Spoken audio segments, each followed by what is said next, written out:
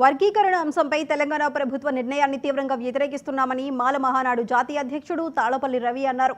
నల్గొండ జిల్లా మిర్యాలగూడ లక్ష్మీ ఫంక్షన్ హాల్లో మాలల ఆత్మగౌరవ సభ జరిగింది.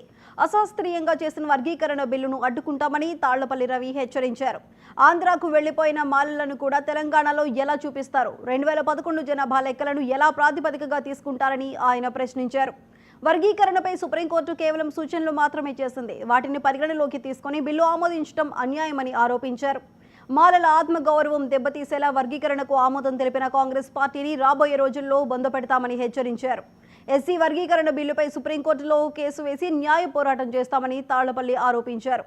ఈ సందర్భంగా మాల మహానాడు నల్గొండ జిల్లా అధ్యక్షుడిగా బొపాని నగేష్ను ఏకగ్రీవంగా ఎన్నిక చేసి నియామక పత్రం అందజేశారు.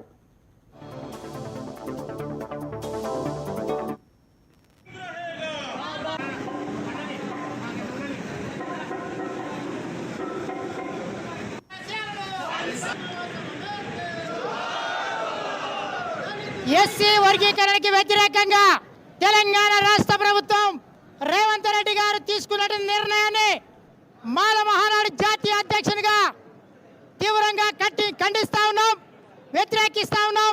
ఇది అశాస్త్రీయం అని చెప్పి మేము మిమ్మల్ని వ్యతిరేకిస్తా ఉన్నాం. ఈ బిల్లుని మాల మహానాడు మొట్టమొదటి నుంచి మేము చెప్తూనే ఉన్నాం. శాస్త్రీయ వర్గీకరణ అని చెప్పారు, మీరు ఎక్కడ శాస్త్రీయంగా చేశావు?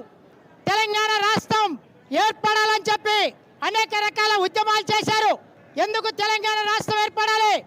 ఈ రాష్ట్రంలో చదువులో వెనకబడి ఉన్నారు, ఆర్థికంగా వెనకబడి ఉన్నారు, విద్యలో వెనకబడి ఉన్నారు, వ్యవసాయ భూముల్లో సాగులో వెనకబడి ఉన్నారు. కాబట్టి మా రాష్ట్రం మాకు కావాలని పోరాటం చేశారు.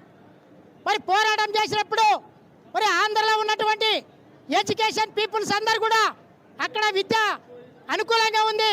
బ్రిటిష్ పరిపాలించాడు కాబట్టి అక్కడ విద్య వచ్చింది. అక్కడ 4 ఉద్యోగాలు ఎక్కువ వస్తే వచ్చాయి. అందుకనే కదా రాష్ట్రం వచ్చింది. రాష్ట్రం వచ్చిన తర్వాత ఆంధ్ర రాష్ట్రంలో ఉన్న మాలలు మరి ఆంధ్రాకి వెళ్ళిపోవాలి.